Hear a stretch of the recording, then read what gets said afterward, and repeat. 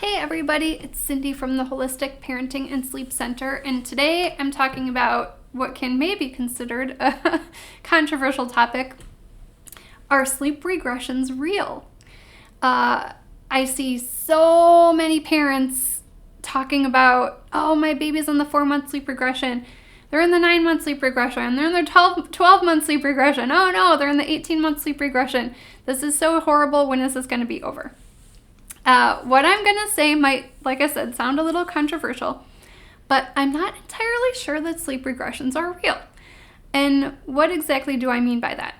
If you think about all the common sleep regressions, 4 months, 9 months, 12 months, 15 months, 18 months, 24 months, I'm sure there are more that people will throw in there. These are times when lots of different changes are happening in your baby's sleep. And sleep might look like it's regressing, but in reality, we're not changing what we do to meet our baby's changing needs. A lot of the times when sleep regressions are said to be occurring are also times when babies are getting to be into a nap transition time. And if parents don't know when the nap transition is supposed to happen, then they're not preparing for it properly or tackling it properly with the schedule. And so then their baby's timing gets off, and then all of a sudden the sleep starts to fall apart. So let's take the 4-month regression, for example. And I have a longer video about the 4-month regression if you want to check that one out too. But what's happening in the 4-month regression?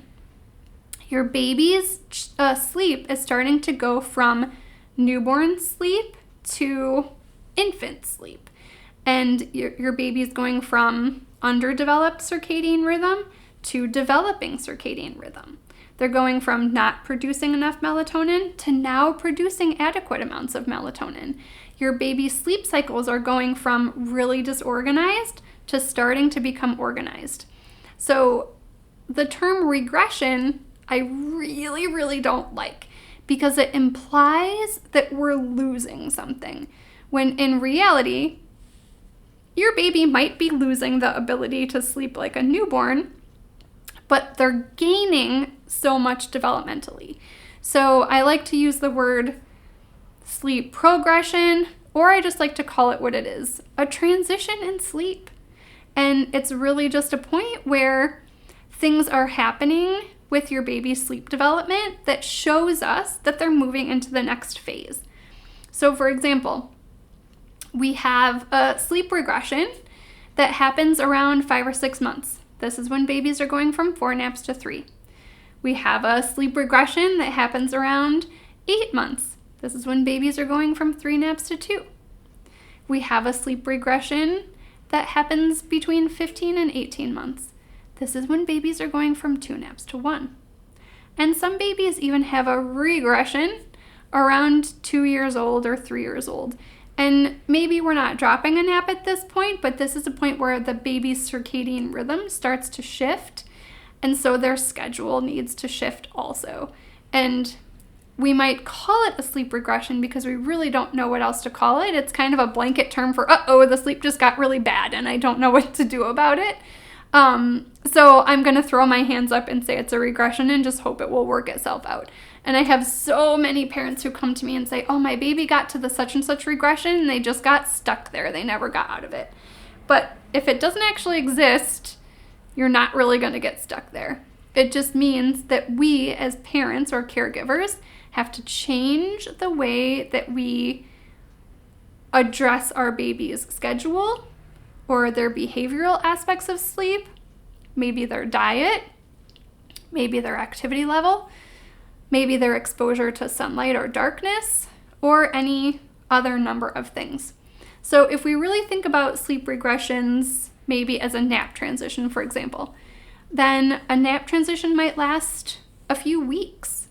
And becoming overtired is common when we're trying to stay awake longer and we just can't quite do it yet.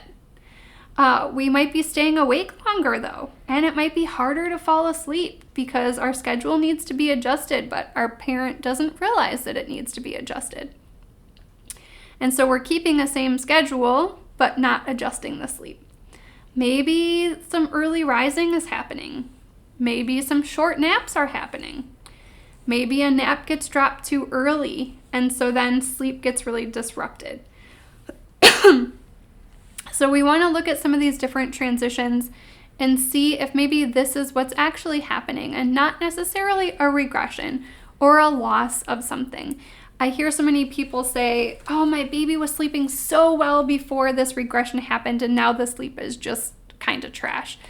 But in reality, the baby might be sleeping well still if we changed the way we met the baby's needs to go along with whatever developmental change was happening that we were just labeling a regression because we didn't really know what else to call it.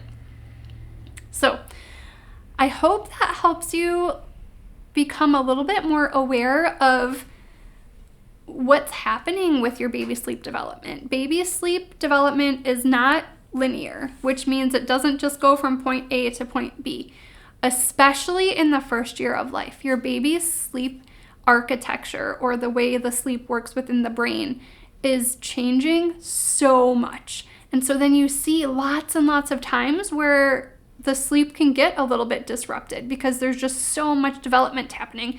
Not to mention all the verbal stuff happening, all the motor stuff happening, like learning how to eat, all the digestive things that are happening. The first year of life is such an amazing time of growth and development for a baby that it's no wonder that sometimes sleep gets a little bit out of whack.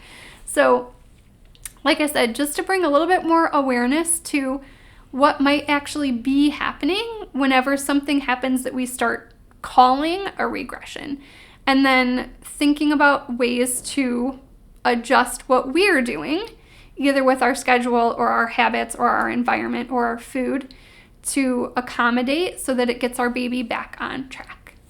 So I hope that was helpful. And as always, if you need more help, feel free to reach out at Cindy@holisticsleepcenter.com.